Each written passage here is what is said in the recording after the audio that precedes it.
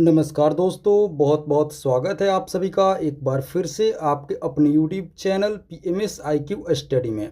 दोस्तों, आज की एक और वीडियो हम लेकर आ गए हैं सामान्य ज्ञान के प्रश्नों का एकदम बेसिक लेवल से। जी हाँ दोस्तों, इस वीडियो में भी हम लोग देखेंगे सामान्य ज्ञान के कुछ अति महत्वपूर्ण प्रश्न जो एकदम बेसिक लेवल से होंगे। दोस्तों, सभी प्रश्न बहुत ही महत्वपूर्ण हैं, सिलेक्टिवली हैं, एग्जाम ओरिएंटेड हैं। अतः आप सभी से एक रिक्वेस्ट करूंगा कि इस वीडियो को आप लोग अंत तक जरूर देखें, सभी प्रश्नों को अच्छे से समझें और याद करें। तो आइए दोस्तों, आज की वीडियो हम लोग शुरू करते हैं सामान्य ज्ञान प्रश्नावली का एकदम बेसिक से। चलिए दोस्तों, प्रश्नों को देखते हैं। पहला प्रश्न है, सरदार सरोवर बांध किस नदी पर स्थित है? दोस्तों, बतानी है कि सरदार सरोवर बांध किस नदी पर स्थित है। तो इसका सही उत्तर आप लोग याद रखेंगे ऑप्शन सी, नर्मदा नदी पर। जी हाँ दोस्तों, सरदार सरोवर बांध नर्मदा नदी पर स्थित है। राज्य आप लोग याद रखेंगे गुजरात राज्य में स्थित है। आप लोग याद रखेंगे सरदार सरोवर बांध गुजरात राज्य में नर्मदा नदी पर स्थित है। ऑप्शन सी हमारा बिल्कुल सही उत्तर होगा। चलिए अगले प्रश्न की ओर बढ़ते हैं। अगला प्रश्न है दोस्तों, रोहतांग दर्रा किस राज्य में स्थित है? दोस्तों, बतानी है कि रोहतांग दर्रा किस राज्य में स्थित है। तो इसका सही उत्तर आप लोग याद रखेंगे ऑप्शन बी, हिमाचल प्रदेश में। जी हाँ दोस्तों, रोहतांग दर्रा किस राज्य में स्थित है? तो ऑप्शन बी, हिमाचल प्रदेश आप लोग याद रखेंगे दोस्तों। चलिए अगले प्रश्न की ओर बढ़ते हैं। अगला प्रश्न है, हीराकुंड बांध परियोजना किस नदी पर स्थित है? दोस्तों, बतानी है कि हीराकुंड बांध परियोजना किस नदी पर स्थित है। तो इसका सही उत्तर आप लोग याद रखेंगे ऑप्शन ए, महानदी। जी हाँ दोस्तों, उस नदी का नाम है महानदी। आप लोग याद रखेंगे उड़ीसा राज्य में यह परियोजना है। दोस्तों, आप लोग याद रखेंगे किस राज्य में यह परियोजना है? तो उड़ीसा राज्य में यह परियोजना है। किस नदी पर? तो ऑप्शन ए, महानदी पर। आप लोग याद रखेंगे हीराकुंड बांध परियोजना। चलिए अगले प्रश्न की ओर बढ़ते हैं। अगला प्रश्न है दोस्तों, ईश्वर का निवास स्थान किसे कहा जाता है? दोस्तों, बतानी है कि ईश्वर का निवास स्थान किसे कहा जाता है। तो इसका सही उत्तर आप लोग याद रखेंगे ऑप्शन बी, प्रयागराज को। जी हाँ दोस्तों, प्रयागराज को ईश्वर का निवास स्थान कहा जाता है। ऑप्शन बी बिल्कुल हमारा सही उत्तर होगा। दोस्तों, आप सभी को बता दें कि प्रयागराज का पुराना नाम इलाहाबाद है। क्या था? इलाहाबाद था। ये भी आप लोग याद रखेंगे। और नया नाम क्या है? तो प्रयागराज है। इसी को दोस्तों ईश्वर का निवास स्थान कहा जाता है। आप लोग याद रखेंगे प्रयागराज को ईश्वर का निवास स्थान कहा जाता है। चलिए अगले प्रश्न की ओर बढ़ते हैं। अगला प्रश्न है, हरिजन संघ की स्थापना किसने की थी? दोस्तों, बतानी है कि हरिजन संघ की स्थापना किसने की थी। तो इसका सही उत्तर आप लोग याद रखेंगे, सही उत्तर होगा ऑप्शन सी, महात्मा गांधी। जी हाँ दोस्तों, ऑप्शन सी बिल्कुल हमारा सही उत्तर होगा। हरिजन संघ की स्थापना किसने की थी? तो ऑप्शन सी, महात्मा गांधी ने। दोस्तों, चलिए अगले प्रश्न की ओर बढ़ते हैं। अगला प्रश्न है, हीरे का सबसे बड़ा उत्पादक देश कौन सा है? दोस्तों, बतानी है कि हीरे का सबसे बड़ा उत्पादक देश कौन सा है। तो इसका सही उत्तर आप लोग याद रखेंगे ऑप्शन ए, रूस। जी हाँ दोस्तों, रूस जो है हीरे का सबसे बड़ा उत्पादक देश है। यानी कि रूस में दोस्तों हीरे का सबसे बड़ा उत्पाद होता है। ऑप्शन ए हमारा बिल्कुल सही उत्तर होगा। चलिए अगले प्रश्न की ओर बढ़ते हैं।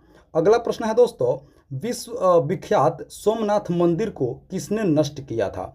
दोस्तों, बतानी है कि विख्यात जो सोमनाथ मंदिर है उस मंदिर को किस आक्रांता ने नष्ट किया था। तो इसका सही उत्तर आप लोग याद रखेंगे ऑप्शन सी, महमूद गजनवी ने।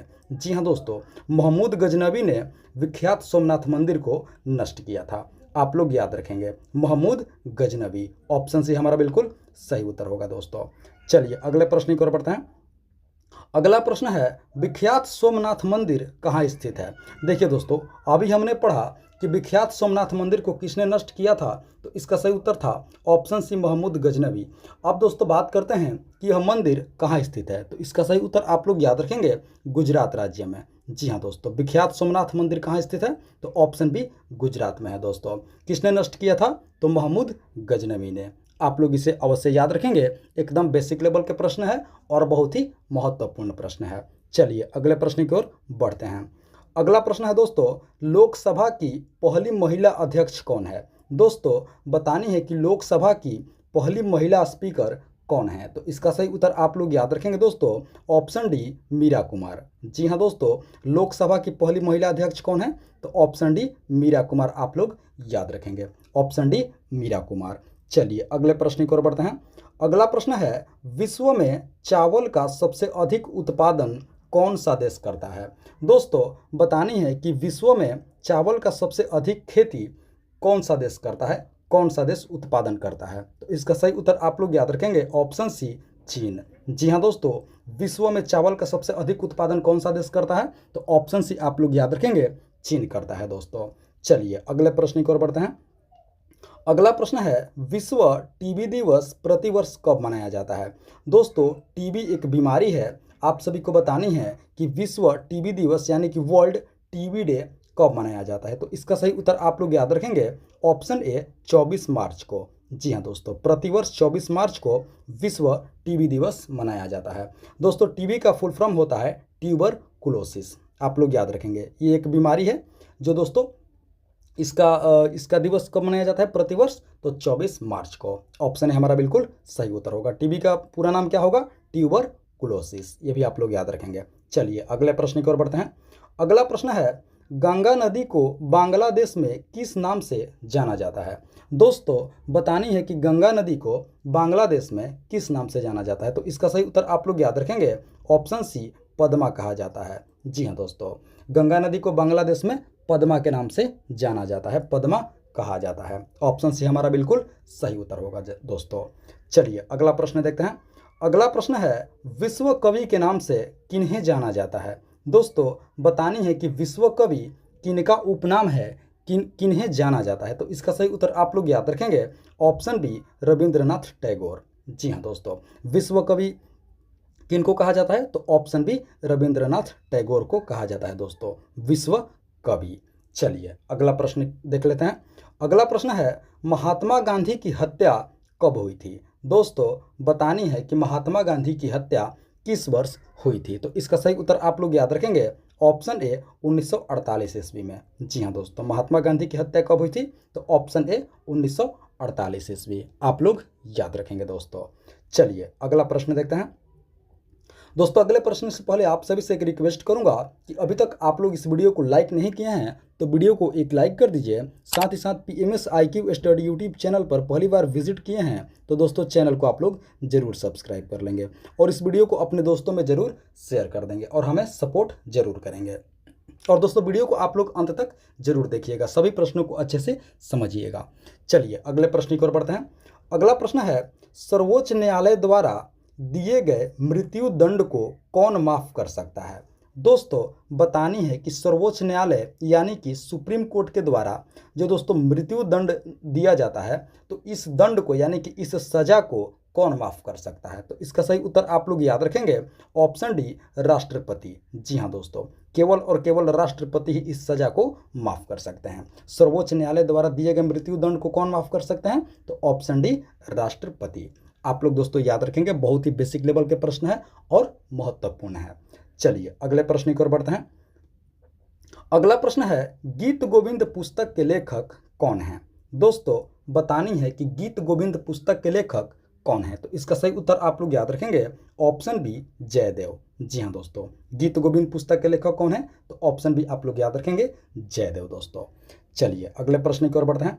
अगला प्रश्न है, गीतांजलि किनके द्वारा रचित है? दोस्तों बतानी है कि गीतांजलि किनकी रचना है? तो इसका सही उत्तर आप लोग याद रखेंगे, ऑप्शन बी रविंद्रनाथ टैगोर। जी हाँ दोस्तों, रविंद्रनाथ टैगोर दोस्तों इन्हीं की रचना है गीतांजलि। अभी हमने दोस्तों इसी वीडियो में पढ़ा कि इन्हें विश्व कवि के नाम से जाना जाता है। किस कवि के नाम से जाना जाता है? तो विश्व कवि के नाम से रविंद्रनाथ टैगोर को जाना जाता है। अभी हमने इसी वीडियो में पढ़ा। और गीतांजलि किनकी रचना है? तो रविंद्रनाथ टैगोर की रचना है। आप सभी को दोस्तों बता दें कि इसी रचना के लिए इन्हें वर्ष 1913 ईस्वी में नोबेल पुरस्कार से सम्मानित किया गया था। ये भी आप लोग अच्छे से याद रखेंगे। गीतांजलि रचना के लिए ही रविंद्रनाथ टैगोर को 1913 ईस्वी में कौन से पुरस्कार से सम्मानित किया गया था? तो नोबेल पुरस्कार से सम्मानित किया गया था। किस रचना के लिए? तो दोस्तों गीतांजलि रचना के लिए। किन्हें? तो रविंद्रनाथ टैगोर को। चलिए दोस्तों आशा करते हैं इस प्रश्न को आप लोग अच्छे से समझ गए होंगे और याद भी कर लिए होंगे। चलिए अगले प्रश्न की ओर बढ़ते हैं। अगला प्रश्न है, उत्तर प्रदेश के प्रथम मुख्यमंत्री कौन थे? दोस्तों बतानी है कि उत्तर प्रदेश के प्रथम मुख्यमंत्री का क्या नाम है, कौन थे? तो इसका सही उत्तर आप लोग याद रखेंगे ऑप्शन डी, पंडित गोविंद वल्लभ पंत। जी हाँ दोस्तों, पंडित गोविंद वल्लभ वल्लभ पंत उत्तर प्रदेश के प्रथम मुख्यमंत्री थे। आप लोग याद रखेंगे पंडित गोविंद वल्लभ पंत। आप सभी को दोस्तों बता दें कि 26/1/1950 से आप लोग इस तिथि को याद रखेंगे। 26/1/1950 ईस्वी से दोस्तों कब से कब तक? तो 26/1/1950 से लेकर के 27/12/1954 तक। जी हाँ दोस्तों, 26/1/1950 से 27/12/1954 तक दोस्तों ये उत्तर प्रदेश के मुख्यमंत्री रहे थे, यानी कि उत्तर प्रदेश के प्रथम मुख्यमंत्री के दोस्तों कार्यभार इन्होंने संभाले थे दोस्तों।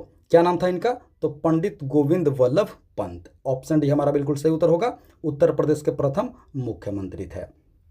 चलिए अगले प्रश्न की ओर बढ़ते हैं। अगला प्रश्न है, स्वतंत्र भारत के प्रथम रेल मंत्री कौन थे? दोस्तों बतानी है कि स्वतंत्र भारत के प्रथम रेल मंत्री कौन थे? तो इसका सही उत्तर आप लोग याद रखेंगे ऑप्शन ए, जॉन मथाई। जी हाँ दोस्तों, स्वतंत्र भारत के प्रथम रेल मंत्री का क्या नाम था? तो इसका सही उत्तर आप लोग याद रखेंगे ऑप्शन ए, जॉन मथाई। चलिए अगले प्रश्न की ओर बढ़ते हैं। अगला प्रश्न है, विश्व का सबसे बड़ा देश क्षेत्रफल की दृष्टि से कौन सा है? दोस्तों बतानी है कि विश्व का सबसे बड़ा देश क्षेत्रफल की दृष्टि से कौन सा है? तो इसका सही उत्तर आप लोग याद रखेंगे ऑप्शन बी, रूस। जी हाँ दोस्तों, विश्व का सबसे बड़ा देश क्षेत्रफल की दृष्टि से कौन सा है? तो ऑप्शन बी आप लोग याद रखेंगे, रूस है दोस्तों। चलिए अगले प्रश्न की ओर बढ़ते हैं।